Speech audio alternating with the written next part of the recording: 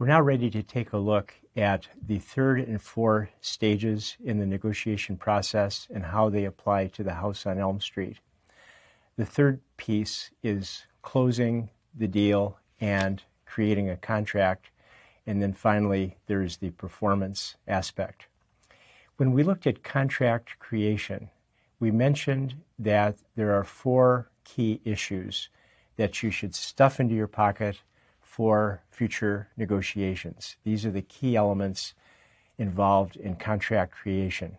So let's go through these elements quickly and look at how they apply to the house on Elm Street. First of all, is there an agreement?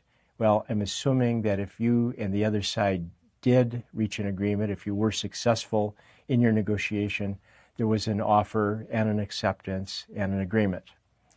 Was there consideration? That's a pretty easy one in this case. One side, the uncle, is transferring property, is giving up something. The other side, the company, is making payment, giving up something, and therefore consideration is present. Is the agreement legal? Well, of course, yeah, transfer of a house is legal, no problem there. Must the deal be in writing?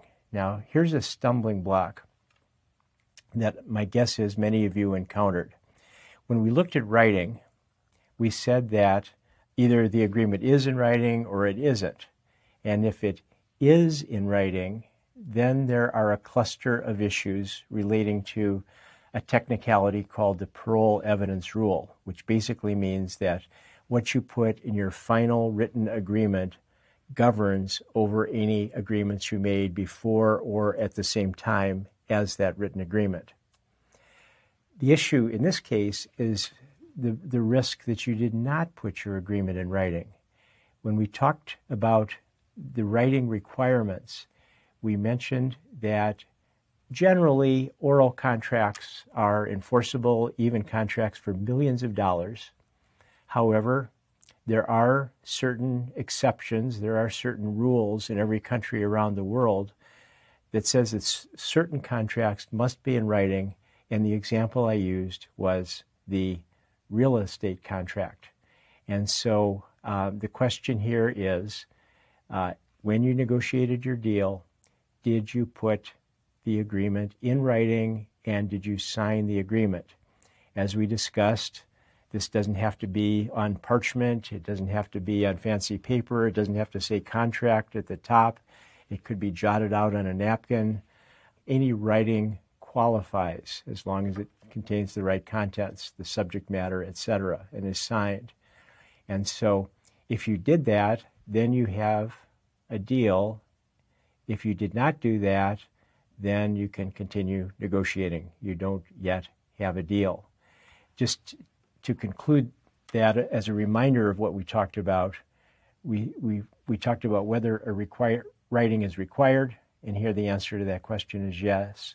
And then second, we said as a practical approach, you should always put your contracts in writing because the human memory is often weak, and because then if you put your agreements in writing, you don't have to worry about the subtleties of the law deciding whether it's the contract that has to be in writing or not, because you have met that requirement. So in addition to the writing requirement, there's the question of performance of the contract. And we mentioned that if there is performance, there's no problem. If there isn't performance, then hopefully you have established a dispute resolution process so that you don't have to go to court, sit around in court for years, spend a lot of money.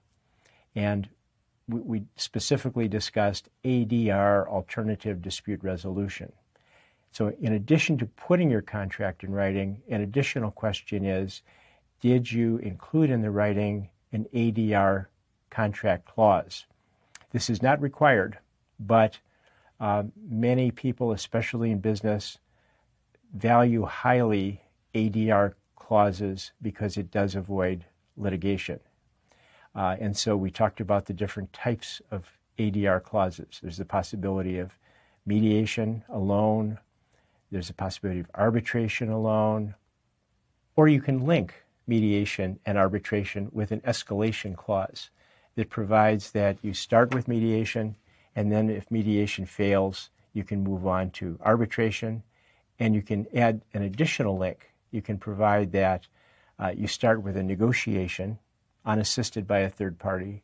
Then if that fails, you bring in a third party mediator, and if that fails, you bring in a third party arbitrator.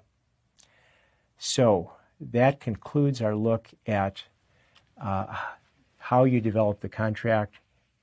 The especially important issue here, did you put your contract in writing? And the performance question, have you included a dispute resolution clause? We're now ready to move on to our last part of the debrief, where we will ask whether the mythical fixed pi assumption might change the results that you reached in your negotiation.